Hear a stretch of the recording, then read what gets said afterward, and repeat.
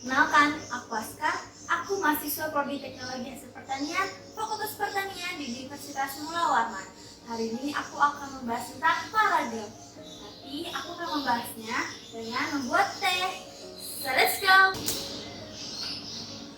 Sebelum membahas lebih lanjut tentang paragraf, kita harus tahu dulu pengertian paragraf. Paragraf adalah kesatuan pokok pikiran yang terdiri atas beberapa kalimat yang saling berhubungan. Lalu, bagaimana pengertian paragraf menurut KBBI?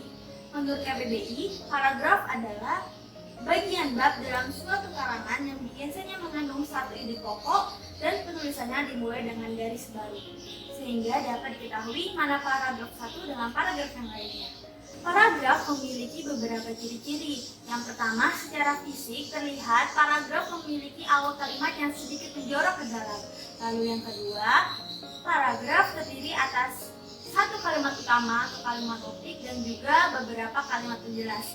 Seperti yang dijelaskan di awal, kalimat topik adalah kalimat yang berisi tentang gagasan utama dan juga kalimat penjelas adalah kalimat yang menjelaskan gagasan utama dalam kalimat utama. Paragraf juga memiliki tujuan, yaitu membedakan penulisan dalam merinci ide pokok. Kedua, membedakan pembaca dalam memahami pokok pikiran per paragraf.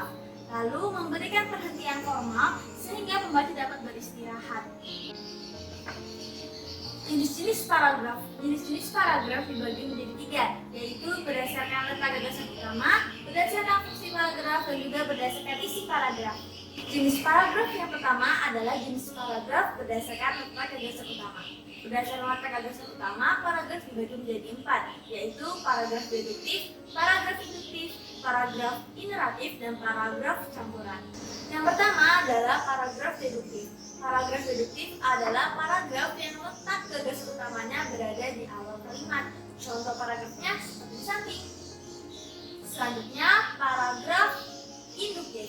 Paragraf induktif adalah paragraf yang letak gagasan utamanya berada di akhir paragraf. Contohnya seperti di samping. Yang ketiga adalah paragraf ineratif. Paragraf ineratif adalah paragraf yang letak gagasan utamanya berada di tengah paragraf. Contohnya seperti di samping. Yang terakhir adalah paragraf campuran.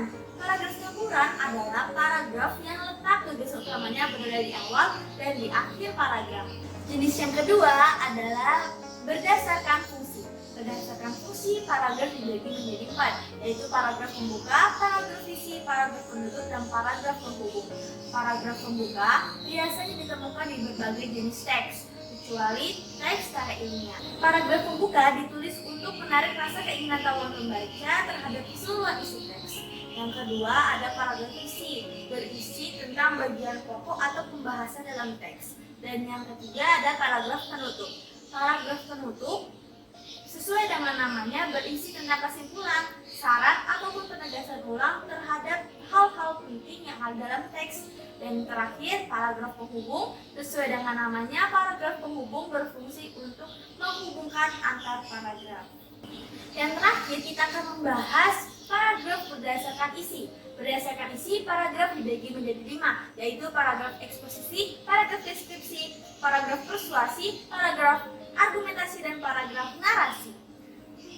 Yang pertama, kita akan membahas paragraf eksposisi. Paragraf eksposisi adalah paragraf yang menjelaskan sebuah pengertian atau penjelasan singkat terhadap suatu objek. Dan yang kedua adalah paragraf deskripsi. Paragraf deskripsi adalah paragraf yang berfungsi untuk memaparkan suatu objek atau peristiwa sehingga pembaca seolah-olah melihat secara langsung atau merasakan secara langsung peristiwa yang dibahas. Dan yang ketiga adalah paragraf persuasi.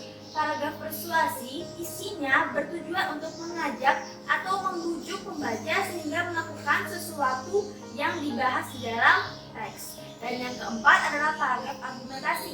Paragraf argumentasi isinya untuk meyakinkan pembaca terhadap gagasan atau pendapat yang ditulis oleh penulis dalam teks. Dan yang terakhir adalah paragraf narasi. Paragraf narasi isinya bertujuan untuk menceritakan sebuah masalah atau peristiwa sehingga pembaca dapat merasa terhibur atau terharu. Cukup sekian pembahasan paragraf dari saya. Terima kasih atas perhatiannya. Sampai jumpa di video selanjutnya.